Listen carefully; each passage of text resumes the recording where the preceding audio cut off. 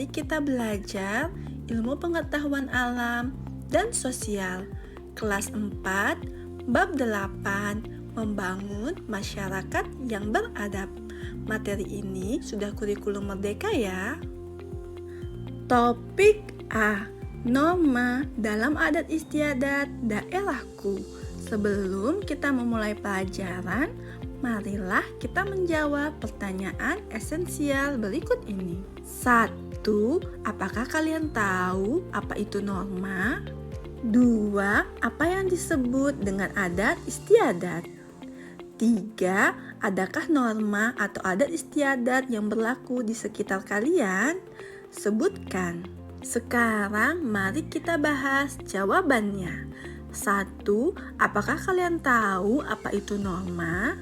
Jawabannya, menurut Kamus Besar Bahasa Indonesia, norma adalah aturan atau ketentuan yang mengikat warga kelompok masyarakat. Dengan kata lain, norma adalah aturan yang mengatur tingkah laku manusia.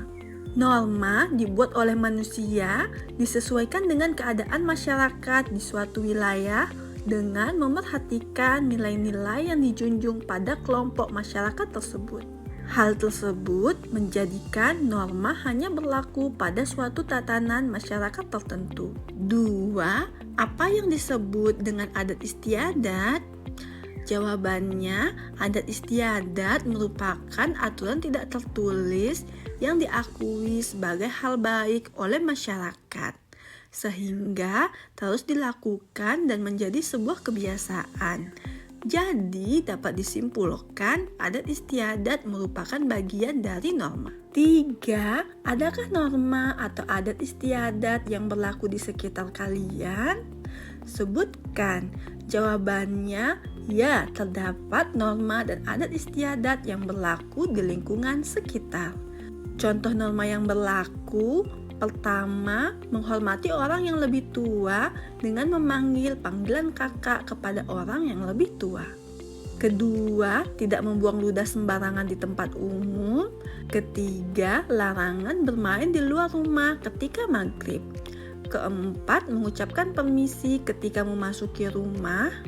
Kelima, mencium tangan kedua orang tua ketika hendak pergi. Dan keenam, tidak duduk selonjoran di depan orang lain. Contoh adat istiadat yang berlaku. Pertama, melakukan upacara adat pernikahan, kematian, maupun rasa syukur terhadap hasil bumi.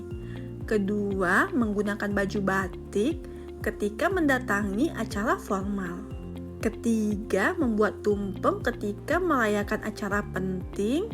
Dan keempat, memasak ketupat dan opor ketika hari raya. Berkenalan lebih dalam dengan Indonesia. Di beberapa daerah ada aturan adat yang kemudian diserap oleh pemerintah. Aturan adat ini dijadikan peraturan daerah yang mengikat warganya secara hukum. Bahkan peraturan tersebut diberlakukan secara lebih luas bagi masyarakat yang berada di tempat tersebut, meskipun bukan warga di tempat itu. Masih ingat siapa perangkat pemerintah yang ada di daerah kalian? Di Bali ada pemimpin dan petugas adat yang bekerja sama dengan pemerintah daerah. Mereka disebut pecalang. Pecalang bertugas menjaga keamanan dan ketertiban wilayah secara umum, sehingga upacara adat yang diselenggarakan dapat berjalan dengan tertib dan aman.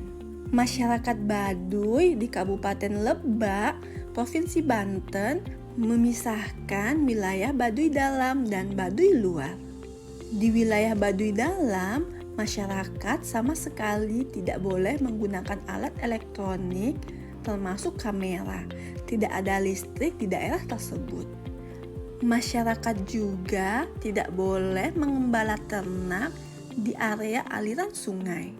Tidak diperkenankan masuk ke area hutan tertentu dan masih banyak aturan lain. Tujuan mereka adalah untuk mempertahankan sistem adat dan melindungi areanya dari perubahan. Mereka memenuhi segala keperluan hidupnya dengan cara mereka sendiri. Teknologi yang digunakan pun tradisional dan selaras dengan alam. Misalnya, penyimpanan bahan pangan menggunakan sistem lumbung. Masyarakat Pulau Lembata, Nusa Tenggara Timur memiliki kebiasaan berburu paus sekitar bulan Mei hingga November yang sudah berlangsung sejak ratusan tahun lalu. Kebiasaan ini menjadi bagian dari upaya masyarakat tradisional memenuhi kebutuhan protein bagi warganya. Namun, masyarakat ini memiliki peraturan yang harus ditaati warganya, yaitu 1. Hanya berburu untuk kebutuhan makan seluruh warganya. 2. Tidak memperjualbelikan bagian apapun dari paus. 3. Tidak berburu paus betina yang sedang hamil. 4. Semua aktivitas pemburuan dilakukan secara tradisional. Mari refleksikan. Setelah kita mempelajari topik A, norma dalam adat istiadat daerahku, mari kita menjawab soal-soal di bawah ini. Anak-anak bisa menuliskan jawabannya di buku latihan kalian. Setelah selesai menjawab pertanyaan, kalian bisa membandingkan dengan jawaban di bawah ini. 1. Apa hal menarik yang kalian pelajari pada kegiatan kali ini? Jawabannya, norma dan adat istiadat. 2. Apakah kalian mengenali akar budaya kalian? Jawabannya, ya, saya mengenali akar budaya kami. 3. Dari suku mana ayah, ibu, kakek, dan nenek kalian berasal? Jawaban dapat bervariasi sesuai dengan suku masing-masing. Misalnya, suku Jawa, Sunda, Melayu, Batak, Bugis, dan sebagainya.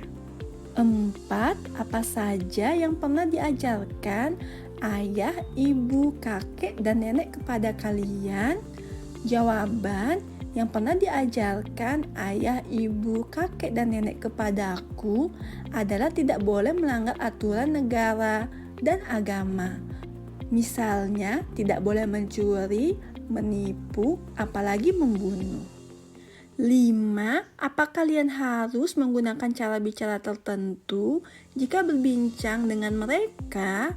Jawabannya, ya, harus menggunakan cara bicara bahasa yang sopan santun jika berbincang dengan mereka. Hal ini dapat dilakukan dengan cara A. Gunakan bahasa tubuh yang baik. B. Turunkan nada bicara. C. Gunakan kata dan kalimat yang sederhana. D. Menggunakan panggilan yang sopan. Dan E. Hindari merendahkan. 6. Bagaimana ajaran yang kalian terima dari ayah, ibu, kakek, dan nenek? Jawabannya, ajaran yang aku terima dari ayah, ibu, kakek, dan nenek adalah harus menjunjung tinggi norma serta adat istiadat. 7. Apa yang bisa kalian lakukan untuk menghargai ajaran tersebut? Jawabannya, yang bisa aku lakukan untuk menghargai ajaran tersebut diantaranya menerapkan ajaran tersebut dalam keseharian dan terus mengamalkan ajaran tersebut serta mengajarkan ke generasi mendatang.